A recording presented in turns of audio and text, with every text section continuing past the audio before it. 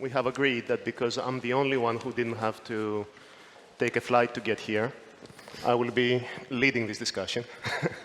So we start with energy transition, and in my mind, this is far from a simple topic.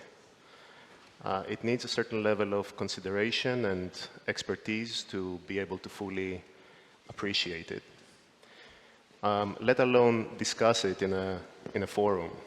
And I guess we have two people here today that speak to world leaders and corporate leaders all over the world about topics that have to do with energy transition. And I would like to start with Sven, perhaps, and maybe Sven can help us frame it, understand what is the challenge, what is the opportunity, and how we need to start beginning and approaching this issue. Yep. Thank you, George. It's great to be here in Athens at TED. We are in one place that is very rich. We set very, very ambitious goals for 2030, 2040, and 2050 to accomplish the 1.5 degrees climate challenge. At the same time, we're very much in the opening dance of implementation. If you take the last 10 years, we've changed 1% of the energy mix for a price that's in the trillions. And if you just think about that, the next 30 years, we need to do the remaining 99%. That means that we need to up the rate dramatically. And I think as we up the rate, we actually start to come into what I would call real-world challenges. Because an experiment of 1%, which is the last decade, is easy compared to doing this much faster, much quicker in the next 3 decades. And what we are starting to experience is that just setting the targets will not do, because we will actually need to find the right answer. And the right answer is not yet complete. In many of the fields, we don't have the appropriate technologies yet, or we certainly don't have them at the price that is amenable to people. And as a result, the puzzle over the last 3 years, I would say, has become much more extensive than it was over the last 10 or 20. The puzzle now includes, because we had an event in which we were taught what happens if energy prices go high, what happens to the people. I'm coming from one of the 10 richest countries of the world, the Netherlands, and during the high energy prices of the last years, the bottom 10-20% of my country was food optimizing. What does that mean? Eat less or eat stuff that's cheaper, which is much worse for the people. And we start to see that the people can't deal with the high energy price. So we will have to solve this puzzle to include affordability. We'll talk more about that. The second thing that has come about when Ukraine happened is that you can't be relying on an energy source that's not secure. So all of a sudden, energy security got added to the mix. And energy security comes in 2 forms. You know, being reliant on a party you can trust, that doesn't start a war, that then doesn't mean that you can't get the energy. Of course, the war with all its atrocities. But the second thing that goes with it is that it should also be secure every day. And if you look at what happened in Germany they actually had to choose during the Ukraine war that they had to, during the winter and so on, that they actually add coal as the only way that they could secure it in the day. That's not the right answer. And then another element came about when the US launched the Inflation Reduction Act. For those of you who don't know, but it's a direct subsidy of alternative energies that stimulate innovation in new technologies, which we'll talk more about today. And all of a sudden, European industries started to feel that they are not competitive against a subsidized US. So you have a capitalist system in the US doing an industrial policy with subsidy. And that starts to raise the topic that we can't do this transition if we, in the meantime, basically make our industries in Europe not competitive. And by the way, that question is not just a European question, but the competitiveness. So you're now down from targets to targets plus affordability, plus security, plus competitiveness. And that's the real world puzzle that we need to deal with. If you then add to that that the what we now sometimes call the global south, in the past we called it the emerging markets, for them the problem of affordability is much higher than for us. I think one of the impediments of what we need to do next is to make this transition cheaper. And that brings about many, many questions. But there are implied assumptions in many of the transition scenarios. Let's just slap a $200 per ton carbon price on the whole system, and then good stuff will happen. At $200, there will be many more than the 10-20% in the Netherlands and the global south that will have to do food optimization. So that cannot be the answer. So I believe that what we need to do to get a true solution here is that we maintain the targets, but add a dramatic target on the cost of this transition that also matches the test of security and competitiveness.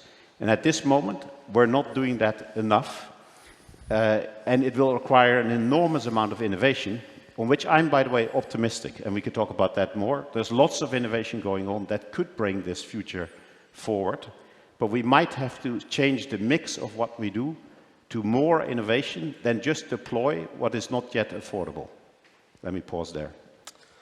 Thank you. It's very interesting because you described a puzzle that has four forces in it, and people would call that, I think people have called that the quadrilemma. Yes. And it's helpful because it helps you structure your thinking around what is a very complex issue. And a lot of times we get the impression that the difficulty is the generation of the energy, which is not quite right because energy is everywhere around us. Since the dawn of time, the problem has been access to affordable, dependable, and competitive energy. And that hasn't changed now. These are three of the four forces we just spoke about. And just to illustrate that, a thunder can actually release energy that exceeds the momentary capacity of 100 power stations. But we have no way to actually capture, transport, and release that energy in a way that our lives could depend on it. This is the reason why why humanity has turned to carbon-based fuels, because they are the most dependable way to store energy and to release it on demand. And unfortunately, there is no real contest from alternatives on this.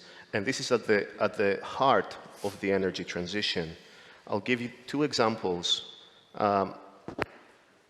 In Greece, we use around 6.5 million tons of fuel per year to move ourselves and goods around, to bring food to our homes, to go see our families, to go to work.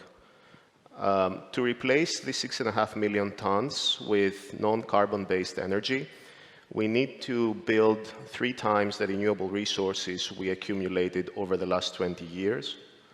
9 times if we do it with clean hydrogen, and if we don't, then we need to build a large amount of batteries and spend a large number of billions of euros doing it. And I have to tell you that financing and cost is probably the least of your concerns at this point in time.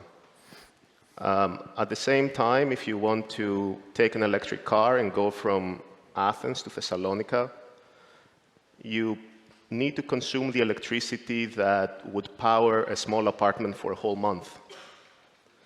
To electrify the entire transport system, including changing cars and installing chargers and reinforcing our networks, we need to be spending anywhere between we need to be consuming anywhere between 5 and 18 more times the amount of raw materials we consume right now, in the form of copper and so on and so forth. And I haven't even touched all the other parts of the economy that are not transport. And this is, I think, what the heart of the challenge here is, why energy transition is the challenge of our generation. Net zero, basically, the targets that we have set for ourselves have changed the way we think and have brought in a new dimension, and we're no longer thinking linearly. And we shouldn't make the mistake to think of them only as a challenge, because they are a moral commitment, a defining moral commitment for these generations currently on Earth, to make sure that we deliver a cleaner and more prosperous and safer world to the next generations. And I agree with Sven, we haven't done enough, and I'm not sure we can do enough right now. The mass balance doesn't seem to work, but we shouldn't, I don't think we should give up, and I think that's what we're all saying. We need to continue trying. We need, though, technological innovation, and probably it's going to happen gradually, and then at some point it's going to happen suddenly. But we need to see it happen. And in the meantime, we should make sure that we don't jeopardize or put at risk our access to affordable and secure energy, and we don't put at risk the competitiveness of our economies. Having said all of that, I brought in innovation a little bit stronger, but I would be interested, Ed, to hear your views on the quadrilemma. Yeah, thank you. So the quadrilemma is fascinating because in the field of economics you hear about trilemmas quite a lot, but when you add on a time horizon and quite a short time horizon in the grand scheme of changing an entire energy mix, that is an extra layer that most trilemmas never overcome anyway. And so it's bold and ambitious for sure. I guess I'm a technology optimist, and it sounds like the two of you are as well, but the irony is that a lot of discussion in the media around can we hit these targets, and even in our organizations, can we hit these targets in time, is coming at just the time where we may be tipping from that gradually into suddenly, because some of these cost curves for new technologies are really pivoting. And I think solar is an interesting case. It may be the more extreme end of what we've been able to achieve so far. But if you look at the speed at which solar is getting cheaper, nothing has done it at this speed since the microprocessor. And that is really powerful. So for every increase in 10x of the installed base of solar, the price is coming down anywhere between 25 and 30%. And that is truly remarkable. So we have that. Technology is working. People want it. It is cheap enough, certainly in some countries, that you can get 3-4 year payback times to do it residentially. So some of the areas are being ticked in terms of the quadrilemma. What is not is security, most obviously. 85 to 90% of all polysilicon, wafers, chips, all the things we need for solar to be mass produced are all produced in China. And Europe has almost zero, it's somewhere between 0 and 5%. And if we are to have energy security, whatever level that is that we deem to be the right level, the amount of reshoring we're going to need to see happen to mimic what the US has done with the IRA is incredibly large. So in a number of areas, add on top of that the fact that we have a massive skills gap in order to install this kind of equipment, and you get 2 out of the 4, but not all 4. And that is with the best technology we currently have to compete against hydrocarbons. Where I focus my attention is on what can break this deadlock and get us there faster. And in my mind, it's permitting, it's incentives, and it's financing. On the permitting part, there is no real reason why an offshore wind farm should take 8 years. 4 of that is permitting. There's no real reason why EV chargers should take 6 months to install. That is permitting and bureaucracy in many cases. And that can be cut materially. That is probably the cheapest bang for your buck in terms of the energy transition that we should go after. The incentives are pretty clear. We shouldn't be going after the headline grabbers. Actually, a lot of where the incentives should be in the short run is what can we do most cost efficiently? Installation of insulation in housing. It's boring stuff, but actually that is very good bang for your buck. And the final point I'll make is on financing. Just to put this in context for those in the room, to bring it home, there has been a lot of cash thrown at a lot of bad things over the last 4 years. So if you look at 15-minute grocery delivery, so you can get your groceries really, really quick, that has seen 10 times the amount of funding versus anything in the nuclear space over the last 4 years. That is just so you can have your groceries a little bit quicker than if you went out and got it in the shop. And that feels like a profoundly bad allocation of capital when we've got such a big problem we're trying to solve. Yeah, no, that's absolutely right. I didn't know that statistic. It's actually quite staggering. Well, I guess we spoke about targets, right? And I do think that net zero brings in quite a commitment on the side of most Western societies. And frankly, I'm even impressed that we managed to set targets for those of them that still believe them. But I guess the question is, and I think the question from the audience would have been, what happens if we don't hit those targets? Because it sounds like we all agree that we're not on the way to hitting them. Is this something that should be immediately extremely concerning to us? Do we need to find a way to reallocate resources? Is it a matter of time that we need to just simply wait for the technology to arise? How do we have to think about this? So it's an interesting question. So one person that I have high respect for, they basically say we're putting the cart in motion to try to see how far we can get as fast as possible in, let's say, the next decade. And we will learn by the end of the decade whether for the trillions that we then have spent, we get to a point that we can get comfortable that we hit 2050 or maybe 2060 or something like that, the path that we're, by the way, currently not on. To me, the interesting question is, because we have this high-speed target, is it possible that in the current moment we're doing the wrong thing to actually reach the target the fastest enough? Because there's a dynamic. If you set the target super tight, the only way that you can do it is basically to shut down certain things and do other things. There are some cheaper things that you could do. You mentioned installation of homes. But the typical 40% of carbon abatement that we are not spending enough time on is process waste, heat leakage, methane leakage, and food waste. We spend a lot of time putting windmills and solar out, which has their impact. But what I just said, these four factors are 40% and they cost almost nothing. But they do require us to do better with our food, do better with our processes in industry and so on. And why we're not spending more effort on that, which is, and by the way, circularity is another thing of that. So there's 5 or 6 good things that have very little attention versus, the windmills and solar. And then, you mentioned nuclear that doesn't get attention. And to me, the question is, if we were to design a slightly different sequence than we're progressing right now, which is cheaper and in parallel drives innovation on the expensive stuff, will that not be a better sequence than a sequence in which we do the most expensive stuff first, and then basically that money gets wasted and can't be spent again on the stuff that we need to innovate?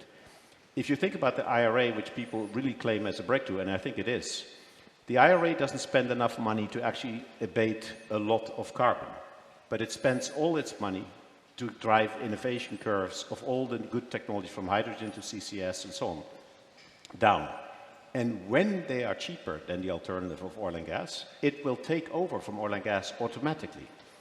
And to me, the question is, do we accept that we will just say, okay, well, it doesn't matter that it's 100 or 200 euros per ton of carbon, and that's what we do today? Or do we need to resequence to do the cheap stuff first, and then use the money to make the future cheaper? And the place that I think this is the most important for is the Global South. For the Global South, a carbon price of 50 euros even means no food. And to me, that is just not an acceptable reality. And so we will have to figure out a way that this thing is cheaper. And then actually, if we make it cheaper, it actually could become faster. Because I actually think the mountain of money that and cost and materials that we're needing to throw at it is going to at some point put a brake on this. And that's the brake that we don't want. So to me, it's a lot about sequence. And in that, I don't think we have enough innovation. That's very interesting. I guess my next question is, it almost feels like we're approaching energy transition a little bit like the moon landing. We say we want to be in the moon in 10 years, and we have no idea how we're going to get there, but we are somehow going to make it. And the moon landing worked, so it's actually a good example. Also, the moon landing happened only 65 years after the first flight, so it was something that happened quite rapidly. At the same time, you have major energy businesses curtailing investments because they hear the moon landing is coming, and obviously, or energy transition is coming, and obviously we won't be investing in businesses that are obsolete within a short period of time, even if we don't believe we're going to hit that target. So I guess, Ed, what is the right strategy here? Should we keep the tight deadlines? Should we extend the deadlines and try to see, try to set something that seems more achievable? I think if you push out your deadlines, the chances are the mass population get fatigued. Pushing out deadlines is a domino effect to never doing anything. Humans, they say necessity is the mother of all invention, and necessity, once you put a target, rightly or wrongly, whatever the target is, we are pretty good at that. If you look at, for example, 4 years ago, the amount of cobalt that was forecast to be in batteries for EVs was 8 times higher than where it currently is, the forecast now, because we had a cobalt issue. We had a supply chain bottleneck. And the engineering problem was there, and we very much had to find a way to overcome it because we had a tight deadline to make sure that these adoption curves would get stuck to. So humans are very good at finding solutions. I'd say, to your point, when have we otherwise, outside of the moon landing, seen the type of investment and determination that we now have to see?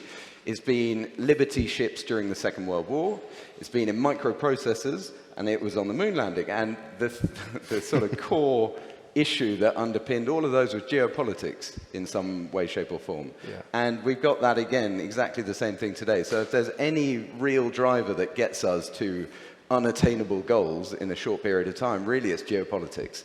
And that has actually not been as pronounced in the last, certainly the last 2 decades as it is right now. So I don't think we should be pushing things out. As I've said, I am a technology optimist, and whether you believe in something like carbon capture or not, to get to the level that the Paris agreements would need would require compounding carbon capture at 50% every year for the next 20 years.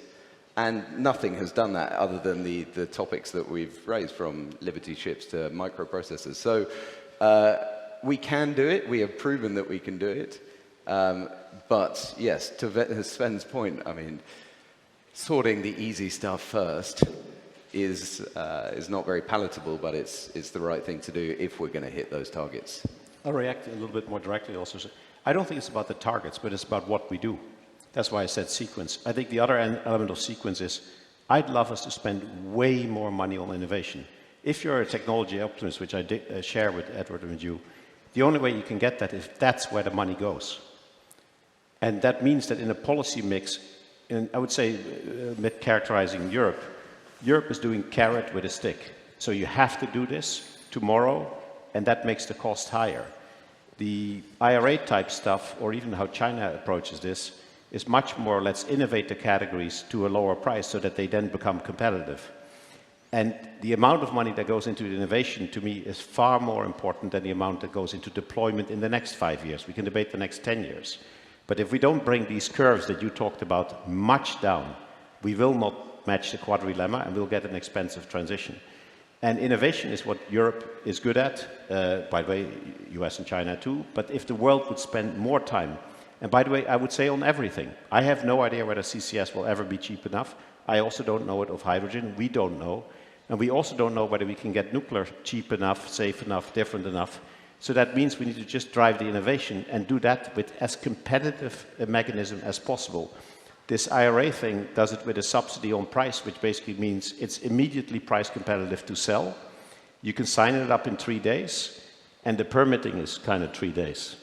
And the pages are only 3 pages and not 100. And so that to me it gives me some optimism if you see how fast the reaction to that policy was, is that if you put the right incentives towards the innovation engine, then it could progress these curves that are still needed for massive parts of the energy system that you also mentioned, from storage to grid to charging and many other places where the investment is trailing what is needed by an order of magnitude or two. Yeah, and if I have to add both to your geopolitics point as well to the point that was just made, Europe is leading the charge on climate change and on energy transition by far. Not even the Western world is aligned. We are sort of spearheading this on our own, and we always need to keep in mind that we are 8% of the global CO2 emissions. Therefore, if all of us decide one day to live and go live in a cage, probably the rest of the world would cover the gap we left behind within 2-3 years. So that's the discouraging side. I think Europe should have done a lot more to incentivize others and to bring others to consent with the way that we look at the world and help them match our targets. If I can do a quick final round, the one technology that in your mind is most likely to help us get closer to our targets, that's going to help us disrupt, Ed? I'm fascinated by AI and all the breakthroughs that we're seeing at the moment, and I think that can help get permitting and paperwork and red tape down 30-50%. That's something we're hearing. But what really fascinates me, and what could be the AI moment for decarbonisation, and I appreciate we're very early stage and the cost curve is still very high, but is synthetic biology. I think that is something we're going to be talking about a lot more over the next 5 to 10 years. Interesting. I'm torn between gas and nuclear. We need baseload capacity to have grid stability. Coal to gas would be the fastest way to bring carbon down that you can imagine. It was actually the largest driver of bringing US carbon down in the last decade, and then we somehow stopped it. We need to decide whether we temporarily or even for 20 to 30 years consider gas green, and even at least greener. And then the nuclear will be the other baseload that might not work in 10 years, but in 20 to 30, I'm very optimistic that there are new forms of nuclear. And in addition, we will do carbon capture storage and even more fancy things and so on. But to me, it's probably gas and nuclear. Yeah, and I have to say, just picking up on the nuclear point, a lot of people believe that nuclear and renewables cannot live together because nuclear is quite inflexible. As a technology, it takes around 30 days or more to shut down a nuclear reactor. But frankly, the technologies that are being developed right now are fully regulating from 0 to 100% within seconds, which means that they fit a renewable-based system a lot better, and they can capture moments that the sun is covered or that the wind stops blowing. Well, I guess that concludes our discussion today. Thank you. Thank you very much.